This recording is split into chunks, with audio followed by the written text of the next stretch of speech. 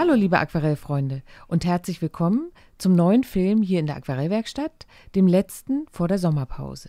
Dieses schöne Strandmotiv habe ich passend zur Jahreszeit diesmal für euch herausgesucht. Die Skizze seht ihr hier und im Mitgliederbereich findet ihr wie immer natürlich Skizze und Referenzfoto auch zum Herunterladen. Arbeitsmaterialien wie Farben, Papier und Pinsel verlinken wir euch wieder direkt unter dem Video. In diesem Bild möchte ich diesmal keinen blauen Sommerhimmel malen, sondern eine leicht dunstige Abendstimmung am Strand. Für den Himmel mische ich mir deshalb eher ungewohnte Farben. Ich benutze hier Cadmiumrot, Winsor Violet, etwas Neutraltinte und auch eine Spur Kobaltblau. Alles zusammen ergibt eine grau-stichige violette Mischung, die ich mit wenigen Strichen zügig aufs Papier lege. Zum Horizont hin kommt etwas mehr Wasser in den Pinsel, sodass die Farbe sich aufhellt.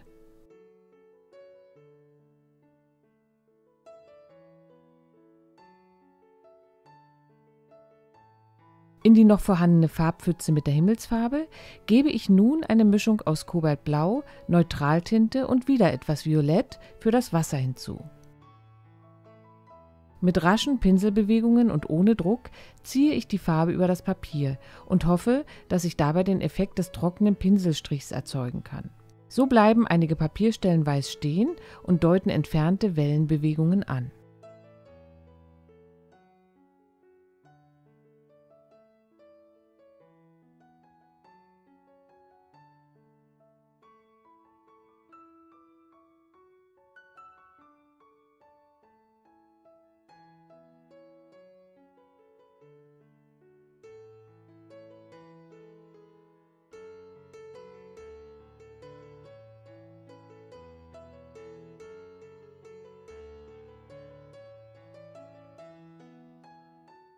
Nach vorne hin wird die Mischung etwas kräftiger und ich lasse einige Bereiche weiß stehen, um Wellen und Gischt anzudeuten.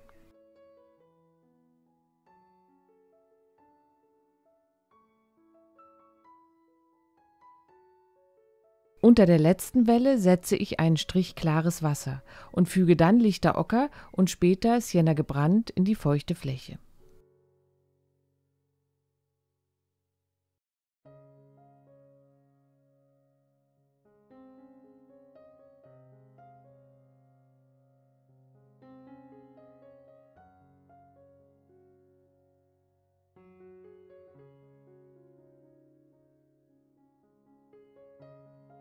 In die Holzpfähle gebe ich bei dieser Gelegenheit auch schon einige Striche Sienna gebrannt hinein.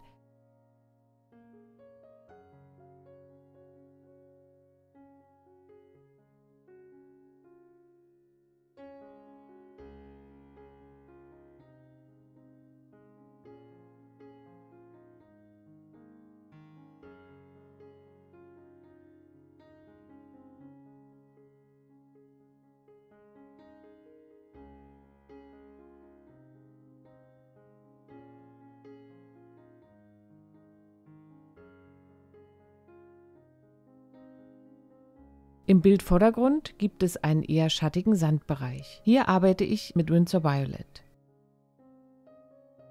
In diesem ersten Farbauftrag sollen sich alle Farben wieder gut miteinander verbinden. Deshalb ist immer auch viel Wasser mit im Spiel.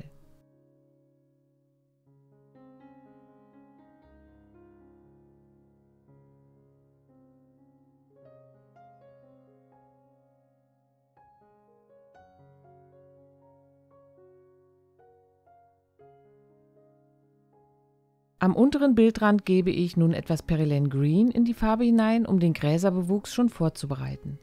Diese feuchten Flecke sehen hier zunächst recht abenteuerlich aus, aber ich brauche eine eher abstrakte Fläche, die vom Tonwert her später im Bild relativ dunkel sein soll. Dies bereite ich hier schon vor und auch einige Spritzer sind dabei ganz hilfreich.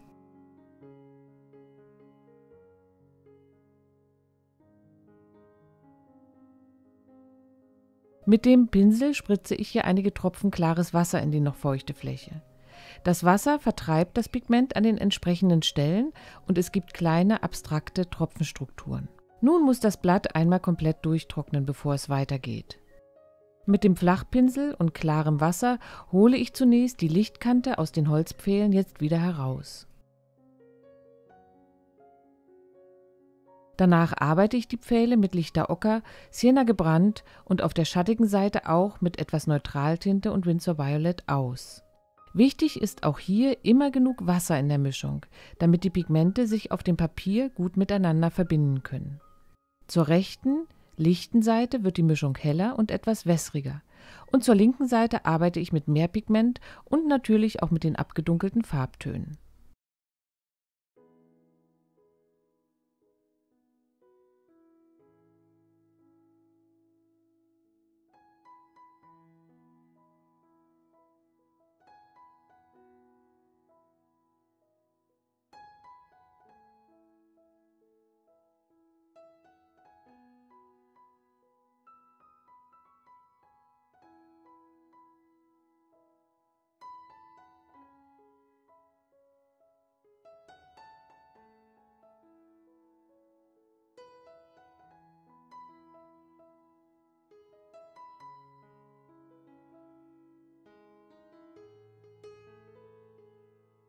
Nun male ich den vorderen Strandbereich, der ja schon sehr im Abendschatten liegt.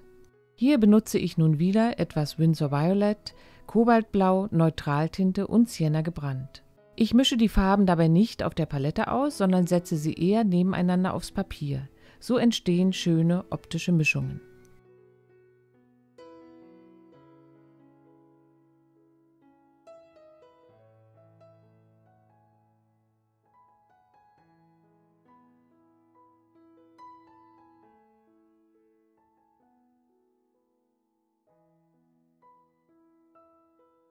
Die helleren Schattenbereiche male ich mit Lavendelblau und auch Perylane Green.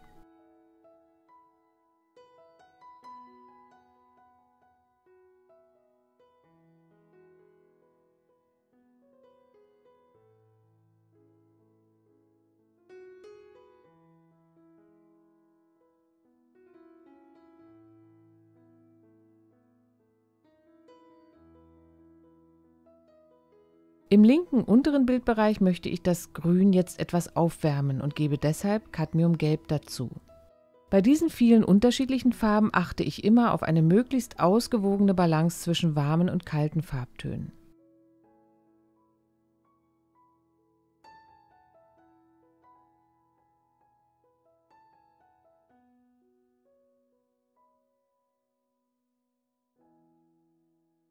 Nun beginne ich mit dem Da Vinci Rotmarderhaarpinsel Nummer 6 die dünnen Strandgräser zu malen. Hier ist relativ wenig Wasser im Pinsel, sodass ich den trockenen, durchbrochenen Pinselstrich einsetzen kann und die Illusion von Bewegung im Wind entsteht. Die Farben für die Gräser variieren zwischen dunklem Grün, Neutraltinte und später auch lichtem Ocker oder Lavendel.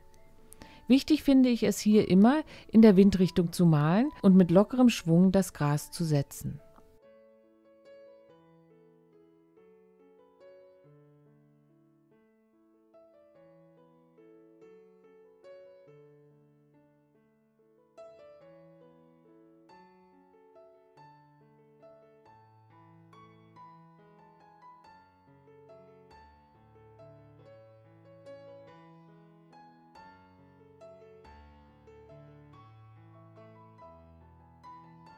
Die dicken Seile an den Holzpfählen male ich jetzt mit einer Mischung aus Lavendelblau und Sienna gebrannt. Damit die Rundung der Seile gut entstehen kann, feuchte ich die Fläche zunächst einmal an und setze dann die Farbe hinein.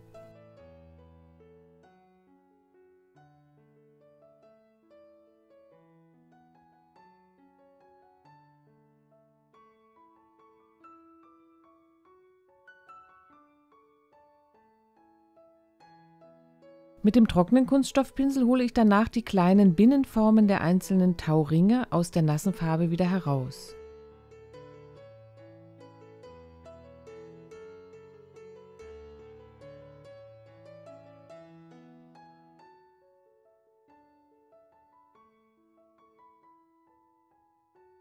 Und die Zwischenräume intensiviere ich noch einmal mit Neutraltinte, Violett und ein wenig Sienna gebrannt.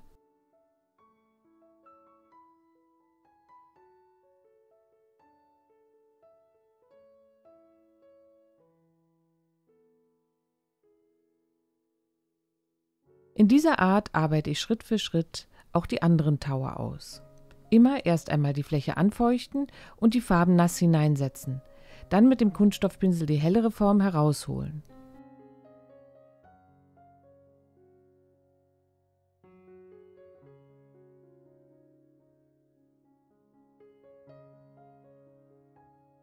Mit einer Mischung aus Neutraltinte, Kobaltblau und etwas Violett intensiviere ich die dunklen Seiten der Holzpfähle jetzt noch einmal. Hier fehlt mir im Bildfokus doch noch ein wenig der Kontrast.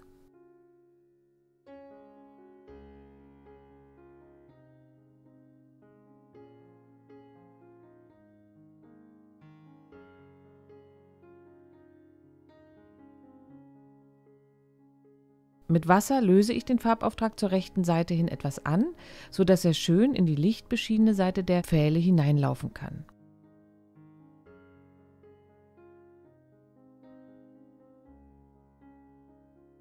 Mit dem Fingernagel ritze ich ein wenig Struktur ins Holz und bin jetzt mit der plastischen Wirkung der Pfähle schon ganz zufrieden.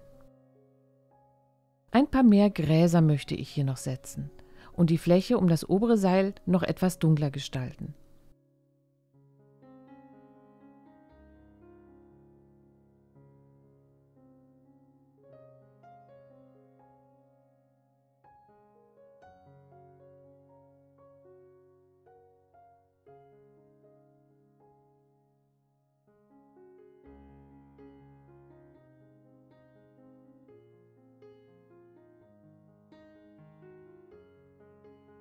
In meiner Fotovorlage können wir hier sehen, dass einige Gräser hell vor dem dunklen Hintergrund erscheinen. Diese Formen werde ich jetzt mit dem Flachpinsel aus meinem dunklen Farbauftrag wieder herausholen. Jetzt profitiere ich davon, dass im unteren Bereich des Bildes viel dunkle Farbe liegt und die hellen Gräser sich davon gut abheben können. Auch hier achte ich auf eine dynamische Pinselführung und arbeite immer mit einem kleinen Bogen und Schwung im Pinsel.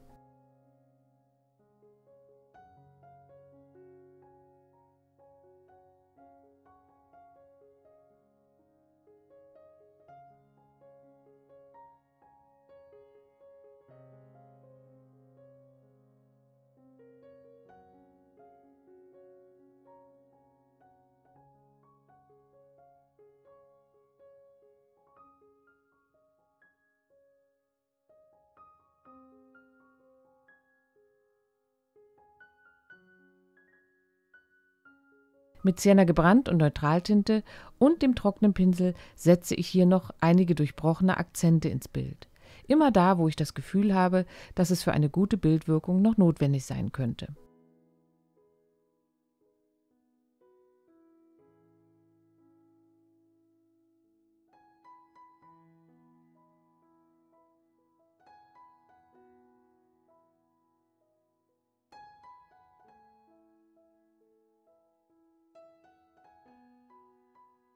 Einige Gräser male ich auch mit Titanweiß und auch die Seile bekommen im oberen Bereich einen kleinen Lichtfleck mit Weiß.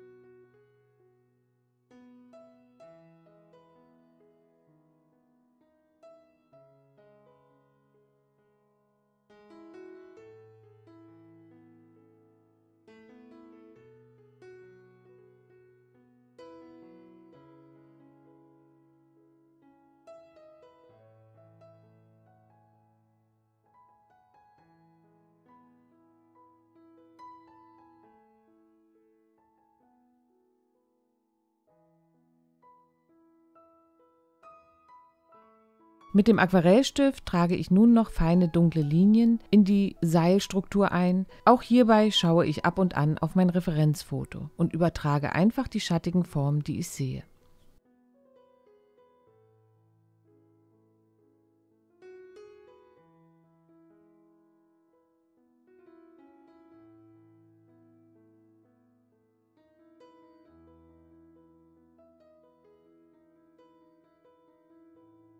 Zu guter Letzt möchte ich natürlich noch einige Möwen ins Bild setzen.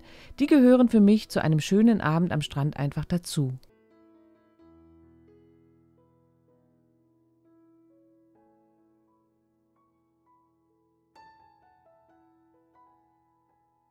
Auch sie bekommen ein kleines Häubchen aus Titanweiß und heben sich dadurch wie durch einen Gegenlichtreflex vom Himmel gut ab. So, das war's für heute. Ich hoffe, ihr habt viel Spaß beim Nachmalen dieses kleinen Motives. Ich wünsche euch einen schönen Sommer mit vielen bunten Bildern. Wir sehen uns dann hier auf diesem Kanal am 7. August wieder.